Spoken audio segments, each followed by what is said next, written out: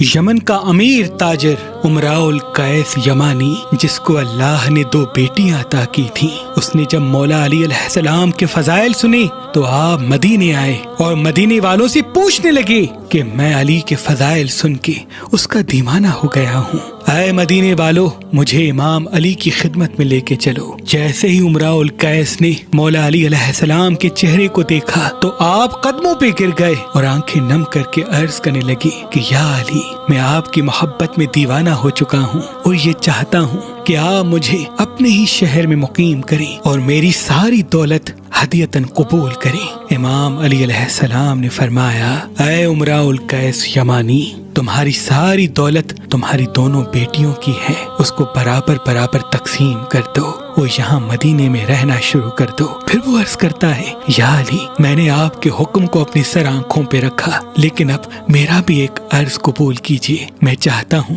کہ میری دونوں بیٹیاں آپ اپنے دونوں بیٹوں کے حرم میں لے لیں، میری بڑی بیٹی کو اپنے بڑے بیٹے حسن کے لیے اور میری چھوٹی بیٹی رملہ کو اپنے بیٹے حسین کے لیے۔ امام علی علیہ السلام نے ان دونوں شہزادیوں کے رشتے قبول کیے اور بڑی بیٹی کا نام ام فرواہ رکھا اور امام حسن سے اس کا نکاح کروایا، اور چھوٹی بیٹی کا نام بی بی ام رباب رکھا اور امام حسین کا ان سے نکاح کروایا۔ اور پھر مدینے میں ایک بہت بڑا گھر امام علی علیہ السلام نے ان کا بنایا اور وہ وہیں رہنے لگے۔ امراؤل قیس اپنی پوری دولت اپنی دونوں بیٹیوں میں برابر برابر تقسیم کرتے ہیں، پھر وہ اپنی زوجہ کے ساتھ مدینے میں رہتے ہیں۔ آپ کی اور آپ کی زوجہ کی قبر آج بھی جنت البقیع میں موجود ہے۔ بی بی رباب امام حسین علیہ السلام کے نکاح میں آتی ہیں تو آپ کی سخاوت پورے عرب میں مشہور ہونے لگتی ہے۔ آپ کے گھر سے کوئی بھی سوالی خالی نہیں جاتا۔ بی بی رباب بہت ہی کم گفتگو کرتی تھی، یہاں تک کہ اگر کوئی آپ سے سوال کرتا تھا تو آپ امام حسین کو مسکرا کے دیکھتی تھی اور دل ہی دل میں یہ چاہتی تھی کہ اس سوال کا جواب آپ کے امام حسین خود دیں۔ اور امام حسین بھی بی بی رباب سے اتنی محبت کرتے تھے کہ جب جب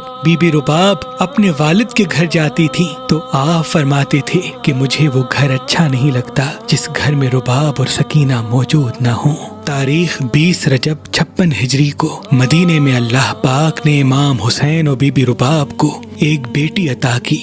جس کا نام امام حسین نے سکینہ رکھا، اور 9 رجب 60 ہجری مدینے میں اللہ پاک نے امام حسین اور بی بی رباب کو ایک بیٹا عطا کیا جس کا نام آپ نے علی اصغر رکھا۔ بس دور بدلتا رہا اور امام حسین نے مدینہ چھوڑنے کا فیصلہ کیا۔ یہ خبر جب بی بی ام رباب تک پہنچی تو آپ نے عرض کیا،